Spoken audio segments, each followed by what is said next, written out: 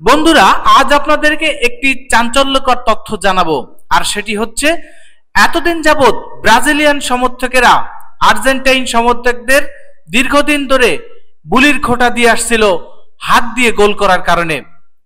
আজ কিন্তু সেই ব্রাজিলিয়ানরাই কিন্তু হাত দিয়ে গোল করলো। হাত দিয়ে গোলের চেষ্টা করে লাল কার্ড পেলেন নেইমার।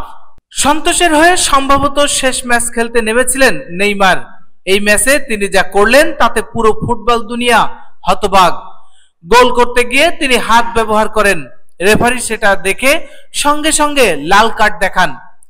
সন্তোষ শেষ পর্যন্ত ম্যাচটা হেরে যায় 1-0 গোলে। ঘটনাটি ঘটেছে বোটাফোগোর বিপক্ষে ম্যাচে। শুরু থেকেই নেইমারকে রাগান্বিত দেখা যাচ্ছিল। বোটাফোগোর সমর্থকরা একের পর এক দুয়ো দিচ্ছিলেন। জবাবে নেইমার বলেছিলেন, আমি একটা গোল করব, তারপর ওদের সামনে যাব। খেলার মাঝপথে নেইমার একটি ফাউল করেন, সেটা ছিল তার সাবেক সতীর্থ জাইরের উপর।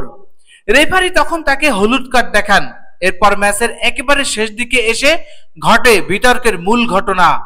নেইমার বল জালে পাঠান, কিন্তু পা কিংবা মাথা দিয়ে নয়, হাত দিয়ে, অনেকটা ম্যারাডোনার হ্যান্ড অফ গড এর মতো।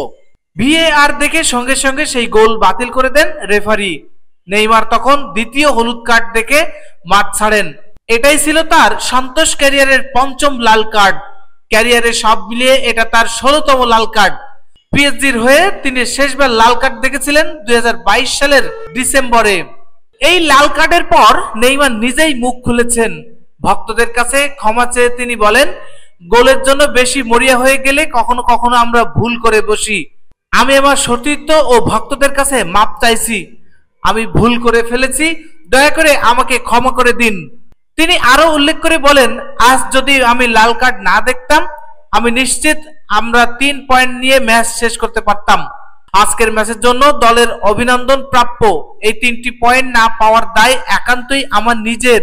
নেইমারের সঙ্গে সন্তোষের চুক্তি শেষ হচ্ছে আগামী 30 জুন। সন্তোষের হয়ে আর সেই শেষটা হলো এক লাল কার্ড আর অনুশোচনার গল্প দিয়ে। দর্শক, ভালো থাকবেন। ধন্যবাদ।